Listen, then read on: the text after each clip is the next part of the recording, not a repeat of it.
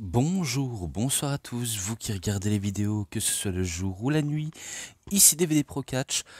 Avant qu'on poursuive sur un DVD de la ROH, je tenais à vous dire que si jamais j'ai pas sorti de vidéo ces jours-ci, c'est parce que tout simplement euh, récemment j'avais fait un tout petit achat sans importance et également,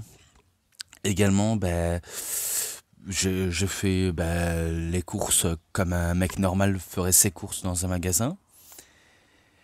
Et le manque de temps par rapport à ce que j'ai des amis qui me font des sorties, donc j'ai pas su me libérer de tout ça, et que je me dis, oh bah ça peut attendre pendant quelques jours, de toute façon je vais regarder rapidos, et après, voilà, je fais une vidéo, ça peut encore attendre. Donc j'espère que vous m'aurez compris de mon explication, vu comment j'ai pas envie de trop me prendre la tête. Parce que si je me prends la tête, ça y est, je m'y perds tout de suite. Mais bon, c'est tout ce que je peux en expliquer. Voilà tout. Donc pour ça, vu comment j'en ai terminé mon explication, passons au DVD. Vraiment, passons au DVD. C'est un pochette de 2 DVD, bien sûr. Et il s'agit bien sûr, si vous avez cliqué sur la miniature, Ring of Honor Year One. Donc les premières années de la ROH. Et il est inclus aussi 17 matchs de la ROH qui sont apparemment mythiques. Donc voilà, donc on voit Bryan Danielson, American Dragon, Jay Briscoe, Mark Briscoe, l'un des deux, Spinky dit Brian Kenrick, Loki, Samoa Joe et Christopher Daniels. Voilà tout. Et là, les matchs, on voit les matchs. D'ailleurs, je vais m'attaquer au premier DVD. Et au premier DVD, eh ben, il y a le tout premier match euh, qui est apparu. Attendez, excusez-moi parce que un petit moment ok. Qui s'est apparu lors de Era of Honor Begins. Donc le tout premier show où il s'est déroulé le 2 du 23 en 2002. Donc la première année, c'était pendant la construction de la Ring of Honor, qui s'est déroulée en 2002, parce que sa création a été déroulée en 2002, comme pour la TNA, et que l'année 2002 est quand même l'une des meilleures années de catch, que ce soit pour les structures qui viennent d'être créées, les matchs auxquels on peut s'attendre à du lourd, et pour certains qui deviennent des stars. Donc vous saviez, c'est l'année où tout réussit pour certains, et auquel le match s'est déroulé lors du main event de cette période-là, entre The Senshi Cavalloki contre The American Dragon Bryan Danielson, qu'on connaît bien sûr sous le nom de Daniel Bryan, vous savez qui c'est, et The Fallen Angel, donc l'ange déchu, Christopher Daniels, Chris Daniels, ou simplement Daniels. Bref, appelez-le ce que vous voulez, c'est Christopher Daniels, c'est Bryan Danielson et c'est Loki. Auquel le match, j'ai pas besoin de trop dire sur ça, vu comment vous saviez que j'en ai cité dans ma chaîne, et c'était du grand art tout simplement, que des mecs qui savent catcher, et auquel vous saviez c'était pas mal, vraiment pas mal, auquel je tenais à vous le dire, qui se conclut par une victoire de Loki, et auquel ce match-là est un 3,80, et que bien sûr, lors de cette période, pendant sa création, on était encore sur l'ère Rob Festin, qui n'était pas encore à cette période connu pour ses incestations à, à l'égard des mineurs. Donc pour l'instant, il ne se faisait pas parler du tout de ça, à part qu'il a créé cette structure. Auquel maintenant, dans notre époque à nous, cette structure de la Ring of Honor représente rien du tout quand c'est à la marque de la EW. Parce que je peux vous le dire, ça fait un peu de la peine de voir une fédération qui était au top au départ, qui montait malgré qu'ils ne savaient pas à attirer un nombre de grand public. Ça fait un peu mal au cœur de voir que maintenant il est associé AEW et auxquelles les salles sont quasiment presque vides et auxquelles on ressent absolument rien qu'on regarde la Ring of Honor. Parce que moi-même, je regarde, et en plus j'avais regardé récemment, je regarde un show, je me dis je peux pas rester trop longtemps à m'attarder dessus vu comment bah, c'est pas fou, c'est vraiment pas fou. Alors moi qu'est-ce que je fais? Je passe jusqu'à la fin quoi. Parce que j'ai pas envie de, de trop m'attarder dessus. Alors qu'à cette période-là, on pouvait regarder pour avoir la curiosité. Mais bon, je pense que j'ai tout dit. Donc voilà, j'en ai fini sur ça. Maintenant, lors de Round Robin Challenge, le 3 du 30 en 2002, Loki contre Bryan Danielson. Ou à cette période-là, il s'appelait encore The American Dragon. Mais on peut l'appeler Bryan Danielson. Ok, le match, pas mal entre les deux. Un technicien et un technicien dans la souffrance, parce que Loki utilise des sacrés kicks et ses méthodes pour faire bien souffrir ses adversaires, malgré sa petite tendance un peu colérique, parce qu'il faut dire Loki c'est pas quelqu'un de très droit, c'est plutôt quelqu'un de très colérique. Mais ça l'empêche pas de faire un bon combat face à Danielson, auquel il a tenté à plusieurs reprises des kicks, des front kicks, des tout prises, même au niveau des kicks dans tout genre. Mais finalement, ça ne passe pas du tout. Vraiment, ça passe pas du tout, vu comment c'est Danielson qui en vient à bout de lui en utilisant, je crois que c'était son Carbel Filation, ou Crabble Filation, je sais plus comment on peut le prononcer, mais bon, je le dis tout de même. Ou alors, il utilise des nombreuses manières pour en parvenir au match, mais auquel c'est Danielson qui remporte le match. Donc c'est lui qui bat Loki, et que ce match-là, vu comment il a été très très bon, c'est un 4,50. Voilà, vu comment j'ai bien aimé ce match. Et maintenant, encore un match avec Loki, mais cette fois-ci à Night of Appreciation contre AJ Styles. Et par contre, concernant Road Robin, ça s'est déroulé le 3 du 30 2002, je pense que je l'ai dit, alors que là, ça s'est déroulé le 4 du 27 2002. Auquel, entre les deux, je sais que j'ai déjà cité ce match-là dans ce fameux show à Night of Appreciation. Donc ça, je me rappelle l'avoir déjà cité. Auquel les deux, ils nous sortent des prises auxquelles ils ont très bien étudié pendant qu'ils se sont entraînés. Pas pendant qu'ils se sont croisés, hein, vraiment dans leur club de catch respectif, hein, vu comment les deux c'est très fluide, très rapide, pas le temps de cligner des yeux, place au grand spectacle. Voilà ce qu'on peut en dire sur les deux fabuleux catcheurs. Il n'y a pas à dire, ce qui nous sort c'est ouh là là là, c'est vraiment haute voltige, si vous voulez mon avis.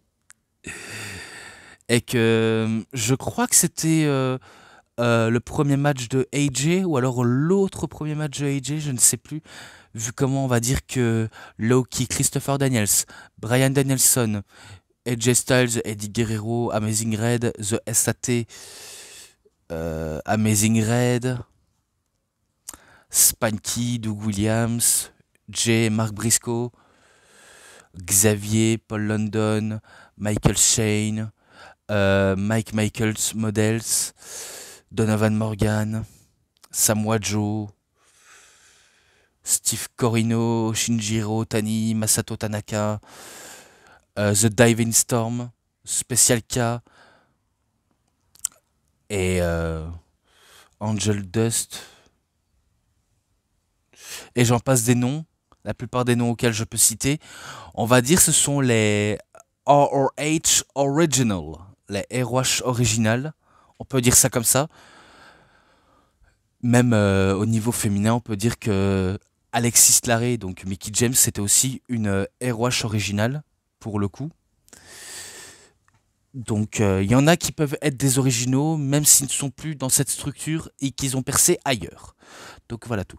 Donc comme j'ai dit, dommage que c'est pas AJ qui remporte le match, vu comment c'est Loki qui remporte en utilisant sa prise, un genre de Brainbusters, mais un peu modifique en Michinoku Driver pour la victoire. Donc c'est lui qui bat AJ avec cette prise-là, et auquel ce match-là, je lui avais mis un 3,70 ou 70, si vous préférez. Ensuite, encore match suivant, mais toujours dans le même show, donc de A Night of Appreciation. Eddie Guerrero qui fait équipe avec The Amazing Red contre The SAT, dit les Maximo Brothers, Joel Maximo et José Maximo. Auquel ce match-là aussi je l'avais déjà cité. Je l'avais déjà cité, donc j'ai pas besoin de trop m'en dire dessus. Et auquel c'est Eddie Amazing qui remporte le match. Donc ce sont eux deux qui remportent cette stipulation, enfin stipulation par équipe, pas de stipulation. Donc il n'y a pas de ça d'enjeu à part ce match par équipe. Donc j'ai pas besoin d'en dire plus.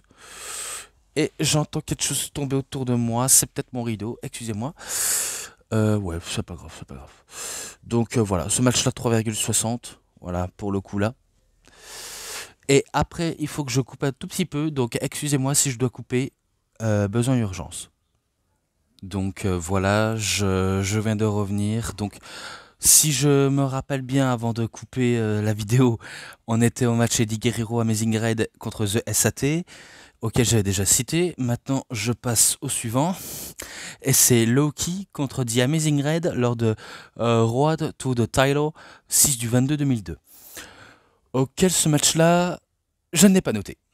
Je n'avais pas noté auparavant parce que j'avais pas ce PPV. De toute façon, j'ai pas tous les pay-per-view existantes de cette période-là, vu comment pour trouver des DVD pareils ou même des cassettes VHS, il fallait bien chercher. Et ok, c'est pas évident de chercher. On peut compter sur les doigts d'une main pour essayer de le prendre, de le trouver, entre autres. Mais pas évident, pas très très évident. Sinon, je me rappelle beaucoup d'agressivité de la part de Loki. Et ce qui est plus agressif avec The Amazing Red, c'est ces manœuvres haute voltige auxquelles on ressent un peu la douleur quand son adversaire subit des violentes chutes, notamment quand il fait la Karana, on ressent la douleur au niveau du dos. Ou même un Poison Rana, ça dépend à quel point on peut ressentir cette douleur intense. Mais dans ce match-là, malgré les prouesses athlétiques de Red, c'est Loki qui en vient à bout de l'incroyable rouge, si vous voulez ce que je dise franchement.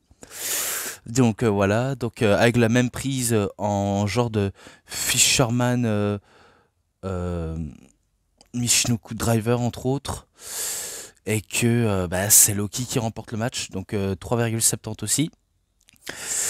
Et maintenant, match pour couronner le tout premier champion du monde de la Ring of Honor, ROH, dans un Ironman match de 60 minutes.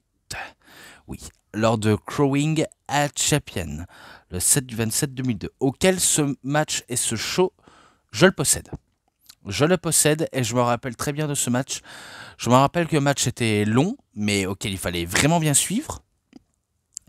Et auquel les participants sont Christopher Daniels, Loki, Spikey dit Brian Kendrick et Doug ou alors Douglas Williams, si vous préférez ça. Plusieurs d'entre eux ont fait à plusieurs reprises tomber, soit ça finit au compte de 2, ou alors quand c'est un moment auquel il faut un peu marquer le coup, on marque un point, l'autre marque un point, ainsi de suite, ainsi de suite, ainsi de suite. Ça se termine jamais, jusqu'à ce que celui qui aura le plus de points, on va dire entre autres de 3 à 2, de 1 à 2, ça peut même aller jusqu'à 4, voire à plusieurs chiffres. Un peu comme dans un jeu vidéo, hein. Souvent, celui qui en marque le plus a fortement de chance de remporter le match à la fin décisif. C'est ce que on peut en dire de plus. Mais pour couronner le tout, au climax, à la fin de ce compte à rebours, ben, celui qui a marqué plus de points, c'est Loki, alors que les trois autres étaient pas loin de l'égaliser, mais ils avaient pas réussi. Ils avaient vraiment pas réussi. Et pour ce coup-là, ben, c'est victoire de Loki qui a battu ben, Daniels, Spanky et Williams. Tout simplement pour devenir le tout premier champion de la Ring of Honor. Donc victoire de Loki. Et ce match-là, je lui avais mis un 4,5. Je lui ai mis un 4,5 pour ce match-là, auquel je pense que j'ai tout dit. Enfin, pas tout à fait. Pas tout à fait, vu comment il y a le dernier match de ce DVD1. Donc, Mark Briscoe contre Jay Briscoe à Honor Invade de Boston, le 8 du 24 2002, auquel ce match et ce DVD, je le possède. Donc, c'est une guerre fratricide entre deux frères, et que par la suite, ils ignorent que ce seront ces deux gars auxquels ce seront eux les plus grands champions du monde par équipe ever de tous les temps. D'ailleurs, si vous avez un doute, non, il n'y a pas de doute possible. C'était eux les plus grands champions de la ROH à cette période-là, et que ROH, c'était les Briscoe. On ressentait beaucoup de potentiel entre les deux, hein. Et pourtant, malgré la différence d'âge entre Mark et Jay, certains pourraient dire que ce serait victoire de Jay, vu comment c'est lui le plus vieux des frères, qui pourrait remporter le match, vu comment c'est lui qui est plus expérimenté que son jeune frère. Eh bien finalement, pas du tout. Vu comment c'est Mark Briscoe qui arrive à battre son frère de manière surprenante, l'air de dire t'es peut-être mon grand frère, mais je peux te battre comme si comme si de rien n'était, comme si peut-être je valais quelque chose. Donc c'est peut-être aussi ça auquel j'avais déjà aussi cité dans ce DVD là et auquel j'ai pas trop envie de m'attarder, mais ce match là c'est 3,80. Voilà tout. Voilà, voilou. Vu comment c'est la fin de ce DVD 1, maintenant on passe au DVD 2. Et le DVD 2, c'est le match pour le titre du monde de la ROH entre Xavier contre Loki lors de Unscripted le 9 du 21 2002. Auquel celui-là aussi je le possède. Donc voilà, il n'y a pas débat, vraiment pas débat. Donc c'était pour le titre et auquel Xavier, lui qui était face à la base, je pense. Les deux étaient tous les deux face, Loki et Xavier. Ils étaient tous les deux face, mais l'un des deux allait sûrement trahir son adversaire de confiance du soir pour peut-être devenir champion. Est-ce qui s'est vraiment déroulé, vu comment Xavier il était aux ordres de Christopher Daniels qui surveillait de plus près dans la rampe d'entrée, et que Loki, totalement déconcentré, il aurait dû se concentrer sur Xavier et pas sur Daniels, vu comment ça permet à Xavier de l'attaquer en traître sur Loki. Et après, par la suite, ils ont chopé de un genre de piéton avec un, un bloc de ciment, et auquel ça n'a pas empêché de Xavier de prendre la chaise à frapper avec. Et que par la suite, il repoursuit le travail dans le ring, auquel Loki a voulu faire son comeback pour revenir dans le match et pour espérer de ne pas tomber aux mains de Xavier. Mais finalement, c'était la distraction de trop entre les disciples de Daniels et Xavier, qu'ils ont réussi à tenter le tout pour le coup. Tout pour le tout pour le coup. Bref, vous pouvez dire ce que vous voulez. Et que par la suite, ça permet à Xavier de remporter le match de manière surprenante avec un tombé spécial. Donc c'est victoire de Xavier. Et voilà, 3,90 que je lui avais mis. Donc si vous préférez 3,90, ça veut dire peut-être 3,90. Donc voilà, victoire de Xavier, nouveau champion. Je passe encore à la suite. Toujours dans ce même show, mais dans un street fight, auquel on a Paul London contre Michael Shane. Ça a été brutal entre les deux, et auquel on va se rappeler de ce spot auquel Paul London a tenté, en marchant sur les échelons des échelles pour atterrir à l'extérieur pour tomber sur Michael Shane. Et que par la suite, après, au moment où ça doit se terminer ce match, c'est Paul London qui bat Michael Shane. Donc voilà tout. Auquel c'est un 3,60. Et le dernier, pour ce show unscripted, il faut savoir, c'est que dans ce PPV, les équipes n'arrêtaient pas de s'affronter pour aller en finale. Donc, The American Dragon, Bryan Danielson faisait équipe avec Mike Modeste, ou Michael Modeste si vous préférez, contre The Prophecy, Christopher Daniels et Donovan Morgan, auxquels les deux, ils avaient affronté d'autres équipes qui sont aussi des ROH originales, et par la suite, ils se sont recroisés pour le main event. Donc c'était pour couronner les premiers titres par équipe de la ROH, entre autres, et auquel c'est The Prophecy qu'ils arrivent à battre Dragon et Michael, enfin Modeste si vous préférez. Donc c'est tout ce que je sais. En plus, je l'avais déjà fait une review dessus. Pas besoin d'en faire plus pour dire mieux. C'est un 4,50, voilà tout. Pas parce que j'en ai rien à foutre, je n'ai pas dit que je m'en foutais, c'est juste que j'ai pas envie trop m'attarder dessus, tout simplement.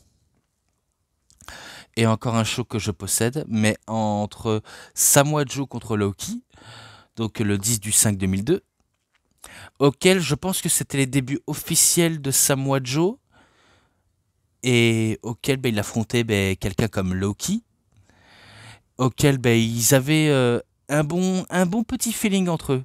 Ils avaient un bon petit feeling, et que certes, à peine arrivé, on aurait préféré que Samoa Joe bat directement quelqu'un de mieux établi depuis quelques mois de création de la Ring of Honor, voire quelques années, auquel Loki avait évolué dans les circuits indie, même aussi Samoa Joe. Mais vu comment il était à ses tout débuts à la Ring of Honor, ça se laisse un peu dire qu'il a besoin encore de faire un peu ses preuves. Mais auquel, vu comment forcément c'est le premier match de Samoa Joe, il va pas gagner directement, même si on aurait préféré que ce soit ainsi, mais finalement non. Je pense qu'il le bat avec une soumission, Dragon Sleeper, entre autres, et que c'est lui qui bat tout simplement. Donc c'est un 3,60, tout simplement. Tout simplement. Ensuite, match pour couronner le challenger numéro 1 au trophée, pour tout simplement pour un trophée ROH, tout simplement, lors de All-Star Extravaganza le 11/9/2002 entre The American Dragon, Bryan Danielson, The Phenomenal AJ Styles, auxquels ils se sont affrontés. Je pense peut-être, je dis bien peut-être, que c'est la première fois que ces deux se sont affrontés. Je pense parce que certes il y a eu tellement d'images, mais je ne savais pas qu'ils s'étaient affrontés pendant la première fois à la bonne période, auquel les deux n'étaient pas encore à leur prime, hein. Les deux n'étaient pas encore à leur prime de leur carrière. Par exemple, AJ Styles, certes, il a débuté à la TNA comme à la Ring of Honor, mais il n'était pas encore établi en tant que grand catcheur auquel faut compter dessus.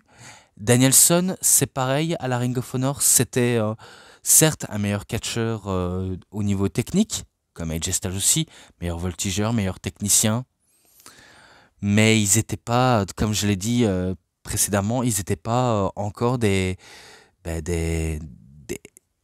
stars à en devenir. Ils n'étaient pas encore tout ça. Et pourtant, ça ne nous empêche pas de nous régaler avec des multiples prises auxquelles ils sont sortis. Je pensais que ce serait victoire de Danielson qui pouvait battre AJ Styles à n'importe quel moment, parce que des fois ça se laisse prouver que Styles peut perdre contre Danielson au moment où on s'y attend le moins. Ça peut arriver dans un cas contraire, mais heureusement que AJ m'a fait mentir, vu comment c'est lui qui bat Danielson et qui se qualifie pour le trophée, à mon avis. Et voilà, c'est tout ce que je peux en dire, si ce n'est que c'est victoire de AJ Styles, auquel c'est un 4,70 ou 70. Donc voilà.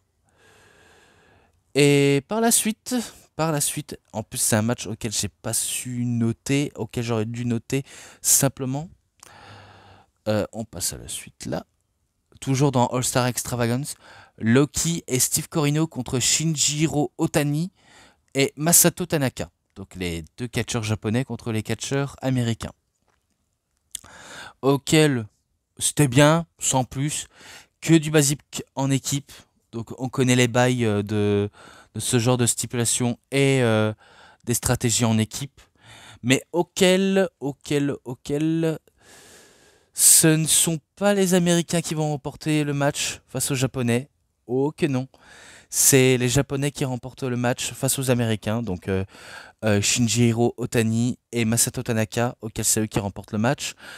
Et auquel ce match, je lui mets un 3,40.